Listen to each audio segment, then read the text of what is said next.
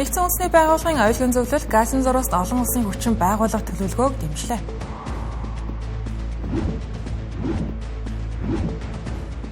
Япон улсын засгийн газар хятад улс дахь иргэдтэй сонор сэрэмжтэй байхыг анхааруулж байна.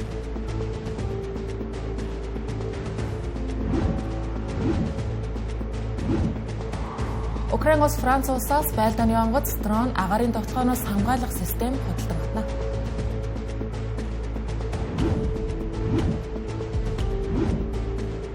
Бангладеш улсын шүүх огцруулсан ерөнхий сайд Шейх Хасинад цаазын ял онгорлоо. Оромдрог зочтой Цэнгэр телевизийн гадаад мэдээний хөтөлбөр та бүхэнд яг одоо хүрч байна. Бид олон улсад болж байгаа онцлог үйл явдлуудаас та бүхэнд таймлан мэдээлэх болно.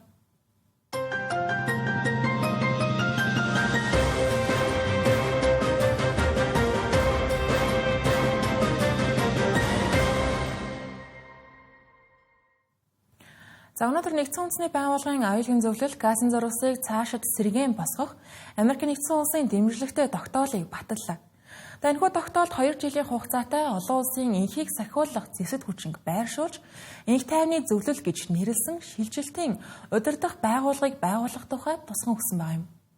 Энэхүү тогтоолыг 13 тэг гэсэн харьцаатайгаар баталж, Орос, Хятад улсууд санал өгөхөөс татгалзсан байгаа нь бүгд нэгэн дугаар санал нэгдээгүйчгэлээ олонхын саналаар дэмжигдсэн тооцогдсон байна. Энэхүү батлагдсан тогтоол нь Дональд Трампын газын бүсэд зориулсан 20 зүйл заал бүхий төлөвлөгөө байна. Энэхүү төлөвлөгөөг анх гал зогсоо хэлэлцээрт хүрэхийн тулд зориулж баталсан боловч цаашдаа Хамасын зэвсгийг тус бус нутгаас гаргах, бус нутгийг сэргээн босгох, олон улсын хяналтын дор төр засгийн газар байгуулах зэрэгээр газын зурвасын бүсийг аюулгүй болгох зорилгын хүрээнд хэрэгжинэ. Олон улсын инхийг сахиулах цэргийн хүчин тус бус нутагт байршиж, хэлийн бүсийг хамгаалах, энгийн иргэдийн аюулгүй байдлыг хангах, хүмүүнлэгийн тусламжийг оруулах, мөн зэвсэг бүлэглэлүүдийн зэвсгийг хураан авах зэрэг үүрэгтэйгээр байрлан ажиллах байна. Газын бүсэн докторчин тайван болмос тогтоол заасны дагуу Израилийн зэвсэг хүчин тус бус нутгаас цэргээ татна гэсэн байгаа. Гэхдээ одоогийн байдлаар Израиль улсын эрх баригчид Хамасын зэвсгийг хураасны дараа л гарна гэсэн байр суурьтай байгаа юм. Энэхүү тогтоолыг боловсруулж байх үед Арабын улс орнууд Палестины цаашдын ирээдүг тусгаж өгөхийг шаардаж байсан. Үүнийхэн дүнд газын бүсийг сэргээн босгож, өөрчлөлт шинтгэл хийж дууссаны дараа Палестин өөртөө засах эрхтэй, бие даасан Палестин улс болон оршин тогтнох боломж багч гэсэн нэмэгдэж байна гэсэн гэж олон улс шинжээчид дүгнэж байна. Ямар ч тач энэхүү нэгдсэн үндэсний байгууллагын аюулгүй зөвлөл Дональд Трампын төлөвлөгөөний дагуу Америк нэгдсэн улсын тэргүүлж байгаа газын бүсийг докторжуулах саналыг баталсан байгаа нь томоохон эргэлтийн цэг болж байгаа нь бол гарцаагүй. Гэхдээ энэхүү төлөвлөгөөний хүрээнд Хамас бүрэлдэхүүнийг үнэхээр зэвсэггүйжүүлж чадах хэсэг. Олон улсын инхийг сахиулагчид бодтойгоор инхийг сахиулж чадах хэсэг нь баталгаагүй. Түр зуурын засгийн газар болох инх тайвны зөвлөлийн байдлаас олон зүйл хамаархаар байгаа. Дараагийн улс мэдээ. Япон улсын ерөнхий сайд Такаичи Санаигийн Тайвантай холбоотой мэдээллийн улмаас хоёр талын хоорондох хурцдмал байдал эрчээ авсаар байна. Өнөөдрөөс Япон улсын талаас Хятадд байгаа иргэдтэй аюулгүй байдлаа чангатах олон хүнтэй газраас зайлс хийхийг анхааруулж байгаа юм. Өнөөдөр Япон улсын гадаад хэргийн яамны төлөөлөгч Бээжинд хурцдмал байдлыг намжаах зорилготойгоор айлчилж байгаа их мэдээлэл. Гэхдээ энэхүү айлчлалын үр дүн хараахан тодорхойгүй хэвээр байгаа юм. Энэ хооронд Хятад улс өөрийн иргэдтэй мөн адил Япон руу аялал хийхгүй байхыг уриалж байна. Албан статистикаар Хятадын жуулчид Японы нийт жуулчдын 4/1-ийг бүрдүүлдэг учраас энэ шийдвэр эдийн засагт томоохон нөлөө үзүүлэх эрсдэлтэй байгаа.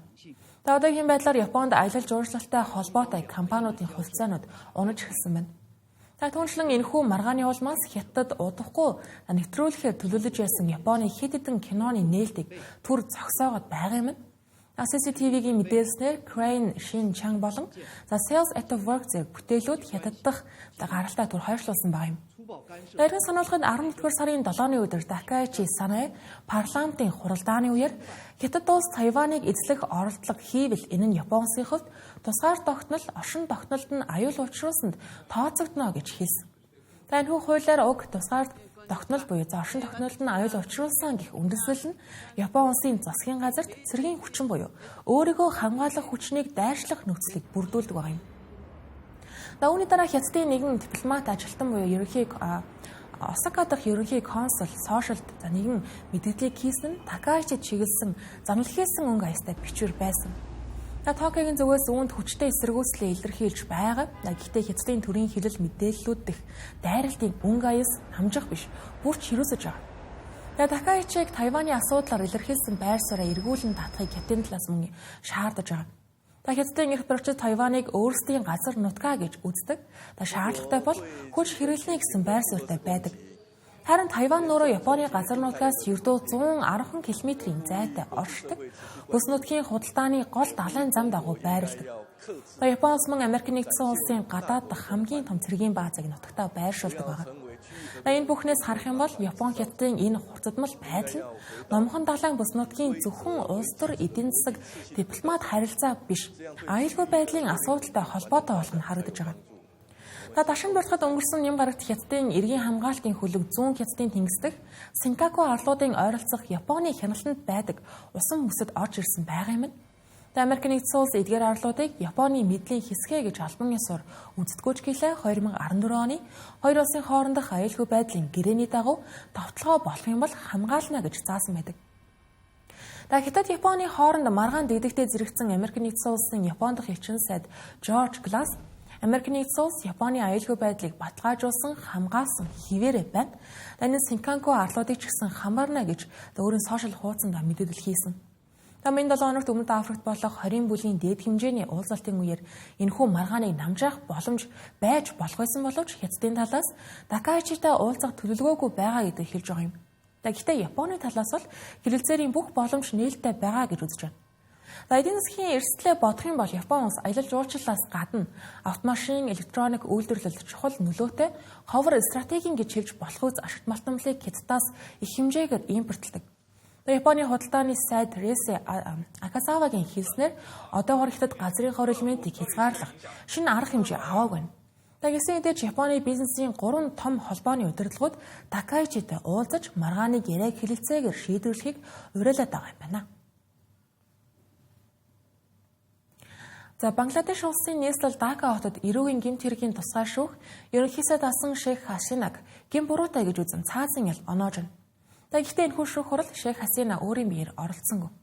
Энэхүү хэргийг тодруулах юм бол 2024 онд засгийн газрын бодлогын эсрэг оюутнуудаас бүрдсэн улс даяар өрнөсөн томоохон хэмжээний эсэргүүцлийн жагсаал гарч байсантай холбоотой байна.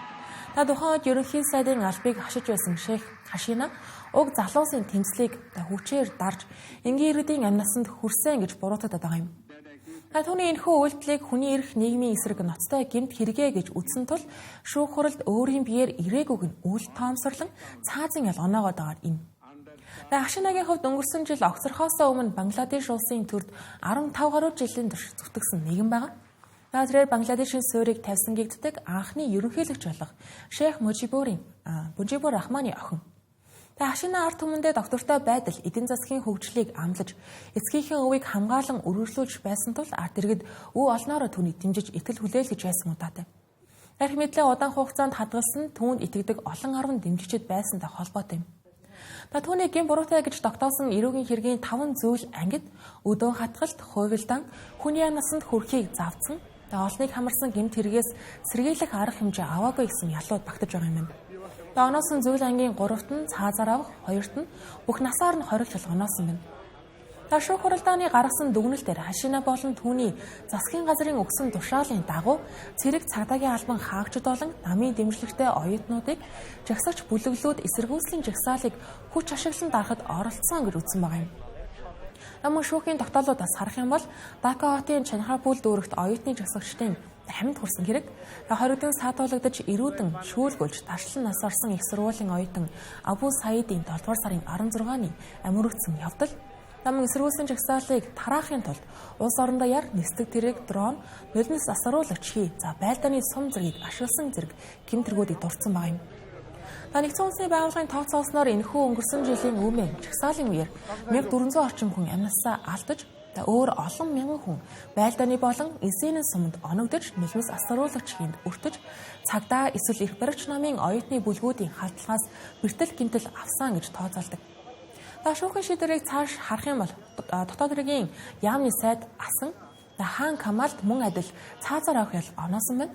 Цагдаагийн дараагаас нь Чэтхури Абдулла Аль Мамуны хувьд мөрдөн байцаагчтай хамтран ажилласан нь буруутайд тооцсон 5 жилийн хорих хэл оноосон байна.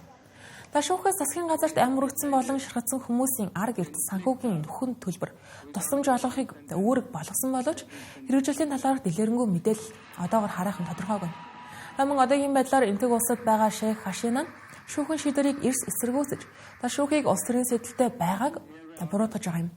Одоогийн төр засгийн газар шүүхийн тогтолцоог ус хонцонгийн шинжтэй түүний эсрэг ашиглаж байна гэж буруутгаж байна.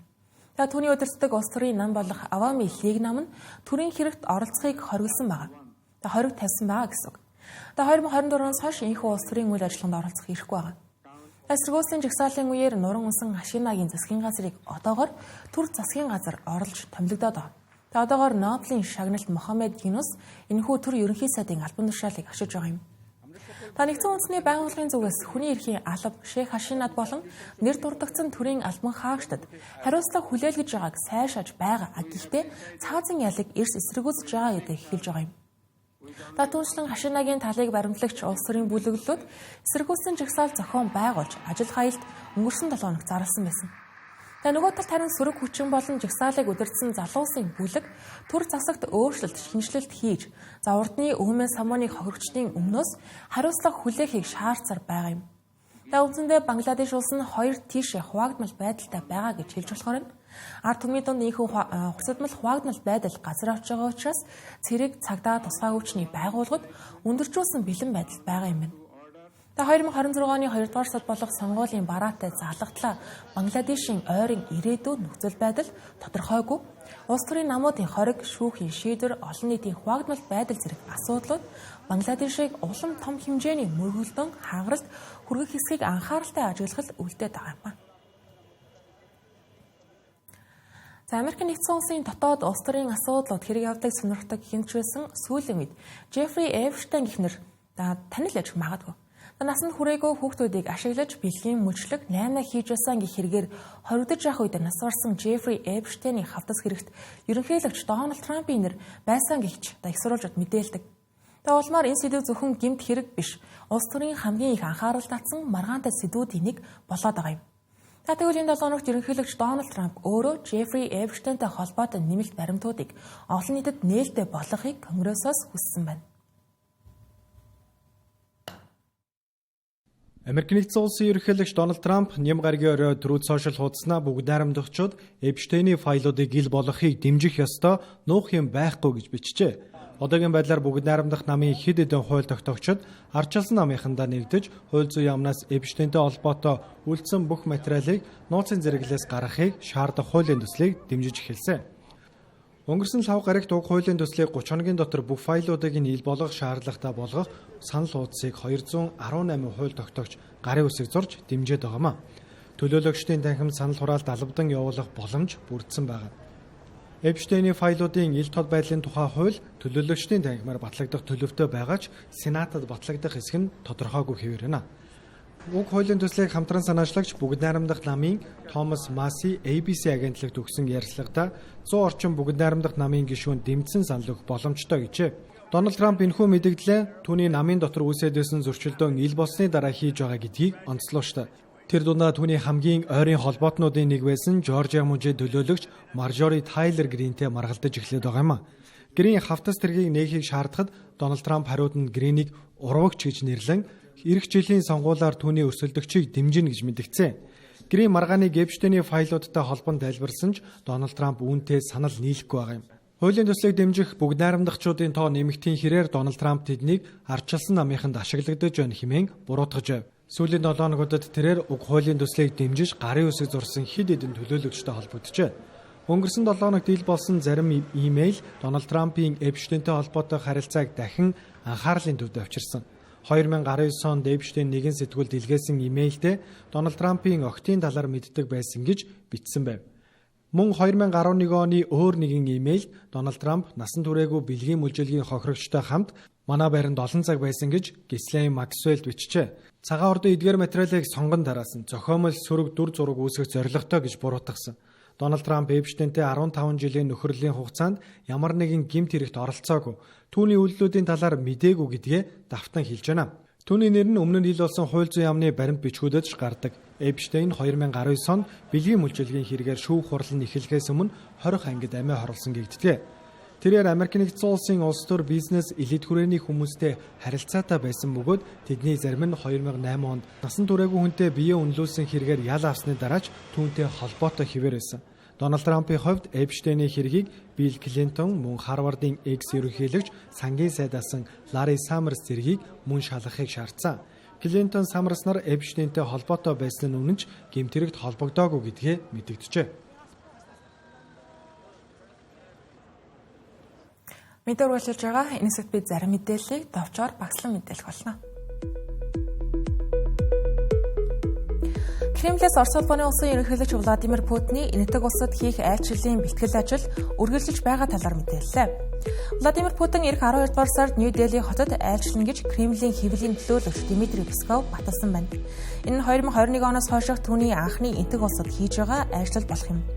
Энэхүү айлчлалын үеэр ямар шинэ гэрээ хэлэлцээр байгуулах нь одоогоор нууц хിവэр байна.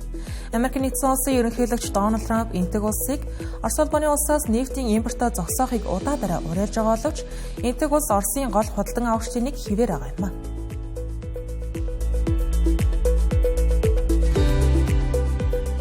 Америк нэгдсэн улсад зорчигч тээврийн онгоцны хөдөлгөөрийг нислэгийн үеэр унтраахыг завдсан нисгэгч Жозеф Эмерсонд холбооны шүүх нэмэлт жал оноохгүй байхаар шийдлээ.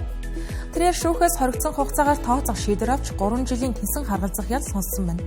Шүүгч түүнийг үйлдэлээ хийсэн үедээ сэтгцийн хямралд орсон байсан гэж дүгнжээ. Тэрээр нислэгийн багийн ажиллагаанд цаад учруулсангийн хэрэгээр буруугаа хүлээж 20 жил хүртэл хоригдох ялаас аврагдсан байгаа юм а. Сауди Арабын хунтайж Мохаммед бин Салман Вашингтонд айлчилж, Америк нэгдсэн улсын ерөнхийлөгч Дональд Трамптай уулзах гэж байна. Талууд газрын тоос эрчим хүч, аюулгүй байдлын хамтын ажиллагаагаа өргөжүүлэхийн зэрэгцээ, худалдаа, технологи, хиймэл оюухан, цөмийн эрчим хүчний хөтөлбөрийн талаар хэлсэн гэлээ. Хунтайж MBS хүний эрхийн асуудлаар шахалт орж болцсошгүйг мэдээлж байгаа боловч Америк нэгдсэн улсын талаас эдгээр асуудлыг хөндөхгүй гэж хэвлэлүүд үзэж байна. Саудын талаас гол нь бүс нутгийн докторгүй нөхцөлд Америк нэгдсэн улсаас аюулгүй байдлын баталгаа болон технологийн дэвшилт нэвтрэх боломж хайж байгаа гэлээ.